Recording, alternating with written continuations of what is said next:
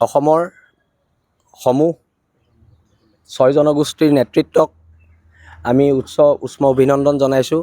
তেওঁলোকৰ ইমান দীঘলীয়া সংগ্ৰামখনৰ এটা সফল পৰিসমাপ্তিৰ দিশে আগবাঢ়িছে আৰু লগতে অসম চৰকাৰক আমি ধন্যবাদ জনাইছোঁ। আচলতে জনজাতিকৰণটো খুব প্ৰয়োজনীয় বস্তু অসমীয়া জাতিসত্তাটো ৰক্ষাৰ বাবে আৰু আমাক ভূমি অধিকাৰৰ ক্ষেত্ৰত অদূৰ ভৱিষ্যতে আমাক সহায় কৰিব আৰু ইমান বছৰীয়া দীঘলীয়া সংগ্ৰাম আৰু এই সংগ্ৰামৰ সফল পৰিসমাপ্তি যে ঘটিছে তাৰ বাবে সকলোকে আমি কংগ্ৰেচুলেশ্যন দিছোঁ আৰু বীৰ লাচিত সেনা অসমৰ মঞ্চৰ পৰাও আমি সকলোকে ধন্যবাদ জনাইছোঁ, যিহেতু বীৰ লাচিত সেনাই পূৰ্বৰে পৰা আমি নৈতিক সমৰ্থন আগবঢ়াই আছিলোঁ এই জনগোষ্ঠীৰ আন্দোলনটোত, যদিও আমি প্ৰত্যক্ষভাৱে জড়িত নাছিলোঁ।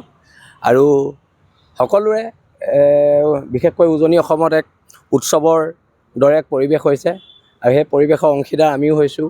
মোৰ পত্নীও আহোম সম্প্ৰদায়ৰ ছোৱালী আৰু এই যিটো জয় হৈছে এইটো জয় খিলঞ্জীয়া জাতিসত্তাৰ জয় হৈছে আৰু আমি আশা ৰাখিছোঁ এখন আইন অতি শীঘ্ৰে ইমপ্লিমেণ্ট হওক আৰু ইয়াত মুখ্যমন্ত্ৰীৰ ভূমিকা লক্ষণীয় হ'ব আৰু অসম চৰকাৰৰ লগতে অসমৰ মাননীয় মুখ্যমন্ত্ৰী ডাঙৰীয়াক বীৰ লাচিত সেনা অসমৰ হৈ আমি ধন্যবাদ জ্ঞাপন কৰিছোঁ।